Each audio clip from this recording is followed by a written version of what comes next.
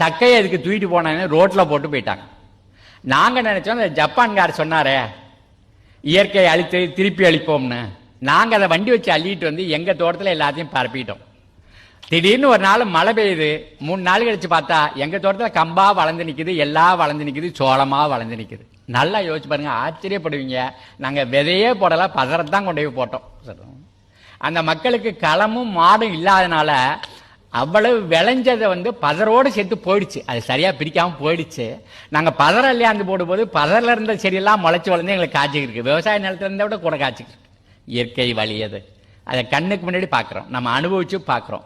அப்போ இயற்கையை வந்து நம்ம மட்டும் பாழ்படுத்தாம நம்ம அனுபவிக்க கற்றுக்கிட்டோம்னு சொன்னா வேணுங்கிறதெல்லாம் உற்பத்தி பண்ணிக்கிட்டே இருக்கலாம், விஷம் இல்லாதெல்லாம் உற்பத்தி பண்ணிக்கிட்டே இருக்கலாம். அதை நம்ம எப்படி சொல்றோம் அப்படின்னா, மேல்மட்டத்தின் கழிவு கீழ்மட்டத்தின் உணவு. உலகத்தில் வீணானதுன்னு எதுவுமே கிடையாது. இறைவனுடைய படைப்பில் வீணானதுன்னு எதுவுமே கிடையாது. நமக்கு வேண்டான்னு கழிக்கிறது தான் மாடுகளுக்கு தீவனமாக கொடுத்தோம். மாடு வேண்டான்னு கழிக்கிற இந்த சாணியத்தை அந்த வண்டு சாப்பிடுது. வண்டோடைய புழுவை கோழி சாப்பிடுது. அந்த கோழி வேண்டான்னு கழிக்கிறத பாக்டீரியாவும் ஃபங்கஸும் காளானும் சாப்பிடுது. அது எல்லாத்தையும் சேர்த்து மண்புழு விழுங்குது. அந்த மண்புழு வாழ் வழியாக கழிவு வெளியில் வருது.